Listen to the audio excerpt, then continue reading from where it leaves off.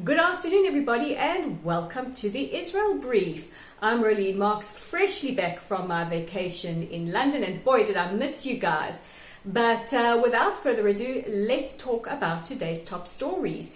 And in truly remarkable news, the Foreign Ministry announced today that they will be hosting a delegation of about 6 Saudi Arabian and Iraqi journalists who will be hosted by the ministry this week, and will be given an opportunity not only to hear Jerusalem's perspective on a variety of geopolitical issues, but will have the opportunity to visit places like Yad Vashem, the Knesset, and various holy sites. And this comes at a time where relations between Israel and the Gulf states are warming up significantly. And while we don't have any formal ties being established yet, these kind of missions, these kind of exchanges are extremely important and go a long way to normalizing relations, even if we don't have bilateral relations yet. But if we continue on this trajectory, that is hopefully soon to follow.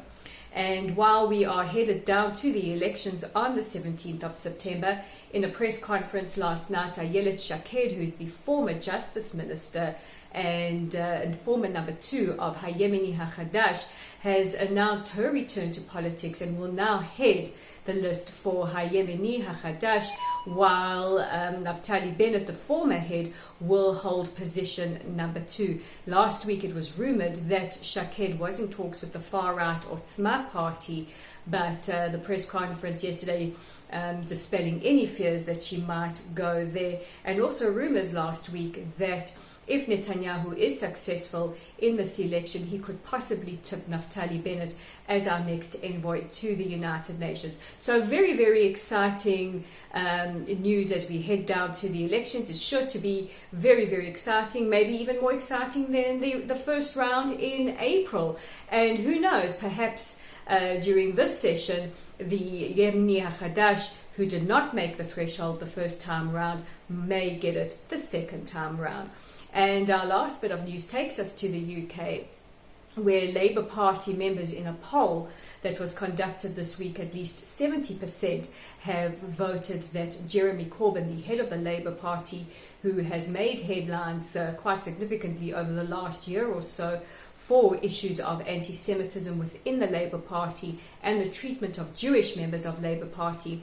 Well, at 70%, he is sure taking a slide, as 70% of the party believe that he is not handling issues with regards to anti-Semitism the way they should be handled, and only 47% saying that he's handling them either fairly well or okay. And his approval rating dropping down slowly, and at least 2/5 of the party hoping that he will resign as the head of the Labour Party before the next general election.